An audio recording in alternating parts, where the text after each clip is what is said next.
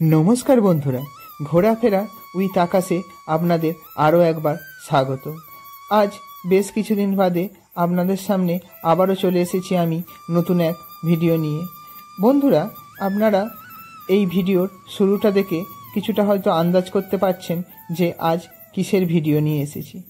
बंधुरा, आर मात्र दुदिन बाकी आमादेर सेई महा उत्सवेर, जे उत्सवेर नाम हलो जगन्नाथ देवेर रथयात्रा। बंधुरा, हिंदुदेर এই রথযাত্রা উৎসব এক বিরাট উৎসব। এখানে বহু মানুষের মিলন হয়, আর এই রথযাত্রার মাধ্যমেই শুরু হয়ে যায় আমাদের বাঙালির সেই উৎসব যার নাম দুর্গাপুজো। হ্যাঁ বন্ধুরা, এই রথযাত্রার দিনই মা দুর্গার পূজা শুরু হয়ে যায়। আজ এই ভিডিওতে আপনারা জানতে পারবেন রথযাত্রা সম্বন্ধে কিছু জানা অজানা তথ্য। বন্ধুরা, রথযাত্রা মানেই পুরীর জগন্নাথ দেবের পুজো। আর এই রথযাত্রার যে আচার অনুষ্ঠান বলা যেতে পারে সেটা শুরু হয়ে যায় আজ থেকে প্রায় 2 মাস আগে। 2 মাস অর্থাৎ অক্ষয় তৃতীয়ার দিন। এই দিন থেকেই রথ তৈরির কাজ শুরু হয়ে যায়।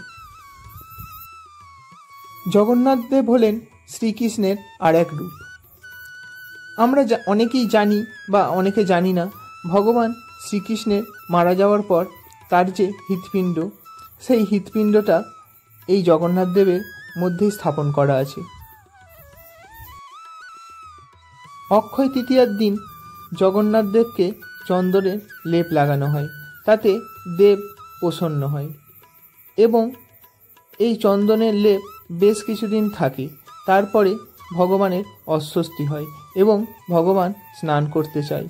তাই রথের ঠিক 15 দিন আগে অর্থাৎ স্নানযাত্রার দিন জগন্নাথ দেবকে 108 ঘোড়া জল দিয়ে স্নান করানো হয় এবং তাতে জগন্নাথ দেবের গায়ের চন্দনের লেপ উঠে যায় এবং ভগবান স্বস্তি পান।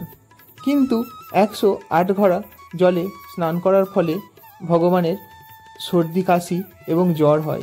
তাই এই 15 দিন ভগবানের দর্শন পাওয়া যায় না এবং পুরীর যে মন্দির, সেই মন্দির বন্ধ থাকে।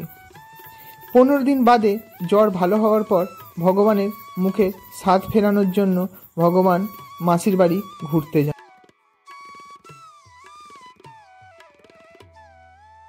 ভগবানের মাসির নাম হলো গুন্দিজা দেবী।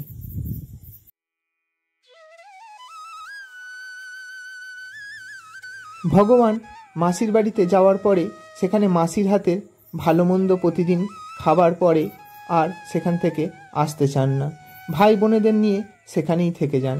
এদিকে মন্দিরে মা লক্ষ্মী তার স্বামীর বিয়োগে একাই কষ্ট পান। তাই তিনি একে ওকে পাঠিয়ে ভগবানকে আসার জন্য অনুরোধ করলে ভগবান কিছুতেই আসতে চান না।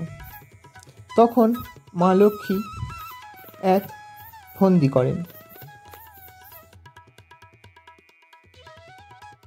তিনি লোক পাঠিয়ে ভগবানের মাসির বাড়ির ভাণ্ডারে যা কিছু ছিল সমস্ত কিছু লুট করে নিয়ে চলে আসতে বলেন এবং সেই কথা মতো তার অনুরাগীরা সেখানে যায় এবং ঠিক উল্টো রথের আগের দিন সমস্ত কিছু লুট করে নিয়ে চলে আসে। আর এই অনুষ্ঠানের নামই হয় ভাণ্ডার লুট অনুষ্ঠান। ভগবান যখন দেখলেন মাসির বাড়ির ভাণ্ডারে আর কিছুই নেই তার খাবার মতন, ঠিক তখনই ভগবান ঠিক করেন যে আর মাসির বাড়ি থাকবেন না। তাই তিনি তার শ্রীমন্দিরে আবার ফিরে আসেন উল্টো রথে চেপে। বন্ধুরা, এই ছিল জগন্নাথ দেবের রথযাত্রার কাহিনী। বন্ধুরা, ভিডিওটি ভালো লাগলে অবশ্যই লাইক করবেন এবং আমার চ্যানেলটিকে সাবস্ক্রাইব করবেন আর বন্ধুদের সঙ্গে ভিডিওটি অবশ্যই শেয়ার করবেন।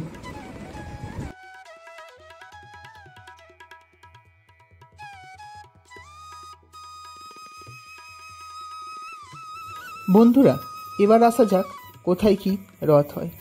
আমরা সবাই জানি উড়িষ্যার পুরী জগন্নাথ ধাম বলে পরিচিত।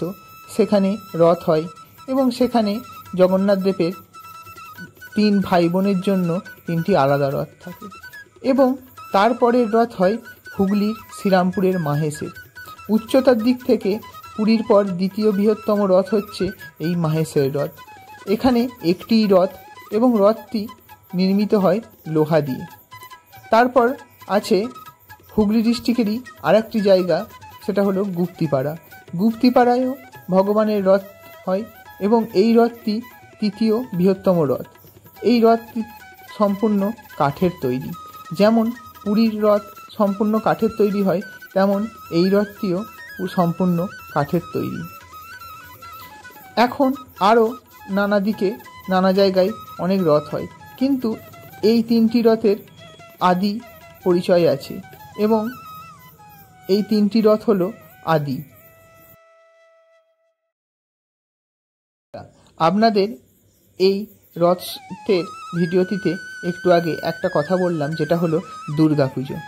আমাদের বাঙালিদের সর্বশ্রেষ্ঠ উৎসব হলো এই দুর্গাপুজো। আর এই দুর্গাপুজোর শুরুটা হয় কিন্তু এই রথের দিন থেকেই। রথের দিনই মায়ের আহ্বান শুরু করে দেওয়া হয়।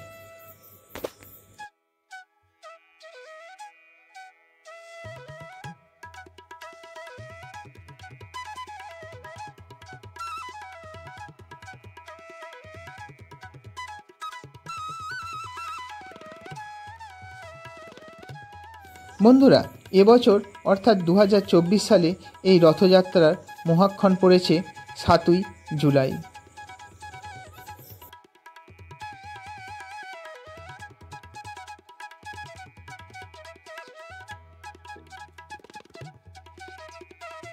বন্ধুরা, ভিডিওটি কেমন লাগলো অবশ্যই কমেন্ট বক্সে জানাবেন।